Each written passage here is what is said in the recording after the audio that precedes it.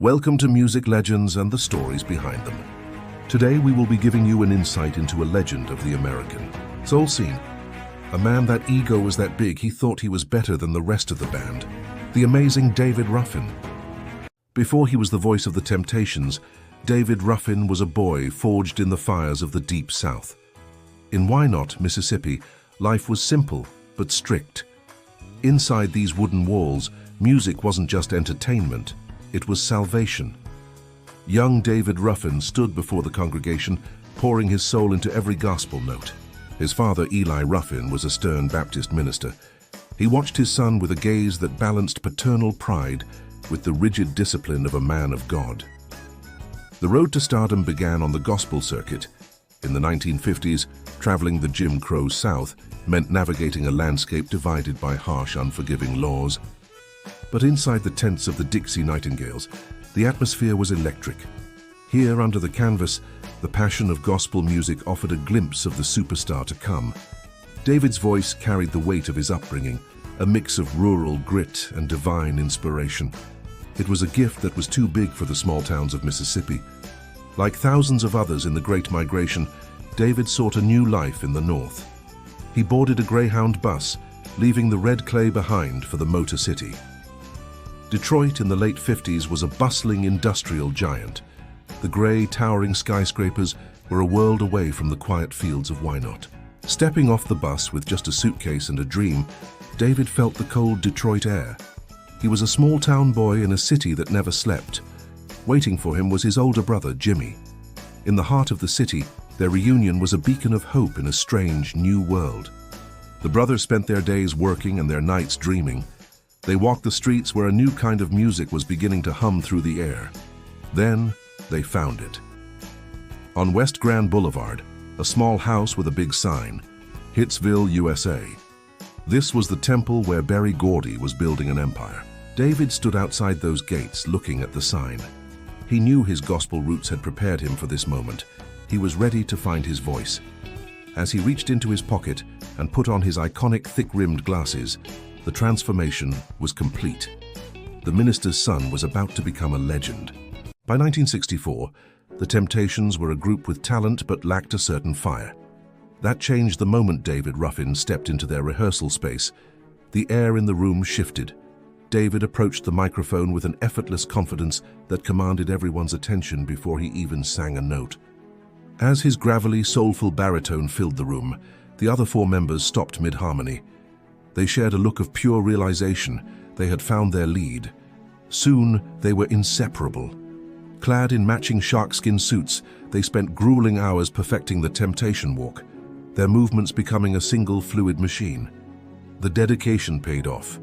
In the recording booth, David poured every ounce of his gospel-reared soul into a new track written by Smokey Robinson, My Girl.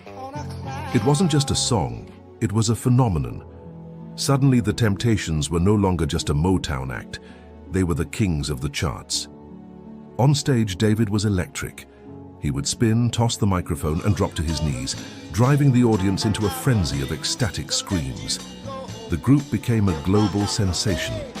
From Detroit to London, the world fell in love with their sound, their style, and David's unmistakable voice.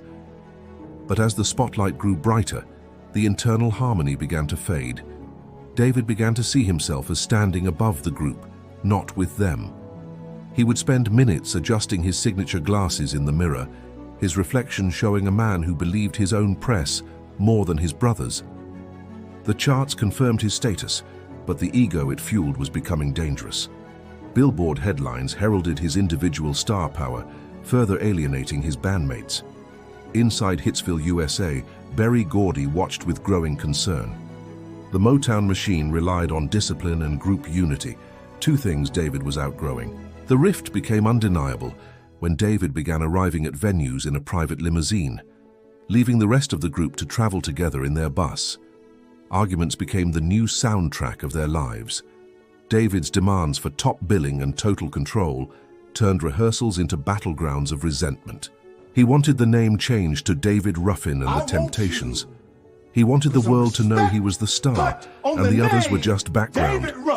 As the vibrant colors of their success began to desaturate into a cold, lonely blue, the end of an era was finally in sight. Standing alone on a darkened stage, David Ruffin looked out into the void. The applause was over, and the friction had finally reached its breaking point. The face of the Temptations was now a man apart. His exit caused some absolutely wild drama. By 1968, the impeccable harmony of the Temptations began to crack. Behind the scenes, the polished choreography was replaced by a growing, bitter tension. David Ruffin, the group's charismatic lead, stood apart. He was no longer moving in time with the others, his mind already miles away from them. Otis Williams and Eddie Kendricks watched from the side. Their faces were etched with frustration, witnessing the brotherhood they built, slowly starting to crumble. The silence between takes grew heavy. What once was a shared dream had become a battle of wills as David's ego began to eclipse the group's. Success had brought fame, but it also brought a dangerous isolation. David began to see himself not as a member, but as the main attraction. The demand was simple but devastating. He wanted the group renamed to David Ruffin and the Temptations. The unity of the five was officially over. As the sun set over Detroit, David sat alone in the back of a limousine. The city lights blurred past him like fleeting memories of yesterday. His expression was a mask of arrogance, yet underneath lay a profound melancholy. He was the star he always wanted to be, but utterly alone. He remembered the early days, the laughter in small dressing rooms, the shared hunger for success, and the bond that felt like it would last. Those moments were now desaturated bursts of light in his mind. They were relics of a past that no longer fit the man he became. The limousine continued through the dark streets. Every mile driven was another step away from the brothers who had carried him to the top. The friction finally reached a breaking point at the very heart of Motown. Inside Hitsville, USA, the walls could no longer contain the anger. A heated argument erupted in the narrow hallway. Voices echoed off the wood-paneled walls, signaling the end of an era for the legendary quintet. David gestured wildly, his voice rising in defiance. He challenged their rules and their leadership, convinced that his talent made him untouchable by Motown. The Temptations stood as a united front against him. Their silence was a powerful indictment of the chaos David had brought to their disciplined world. The colors of the world seemed to drain away. The vibrant blues of their suits turned to gray as the professional partnership finally shattered beyond repair. There was no going back. The decision was made in the cold light of day. David Ruffin was no longer a temptation by their decree. The final departure was quiet, lacking the fanfare of their greatest hits. David walked out of the Motown gate, carrying only a single briefcase. He didn't look back at the house that changed his life. He walked with a steady pace, leaving behind the only family he truly knew. The sky turned a heavy gray as the first drops of rain began to fall. The atmosphere mirrored the somber reality of a legend's exit. Standing on a rainy street corner, he waited for a world that didn't know he was coming. The silhouette of a star fading into mist. Behind him, the echo of his voice remained in the studio, a haunting reminder of what was lost when the ego finally chose the exit. The group would move on, but they would never be the same. The departure of David Ruffin marked the end of their golden classic era. As the screen fades, we prepare for the next chapter. The voice was gone, but the legacy of the five was about to face its test. 1769. David Ruffin was no longer a temptation. He stood alone under a single spotlight, ready to prove the world wrong.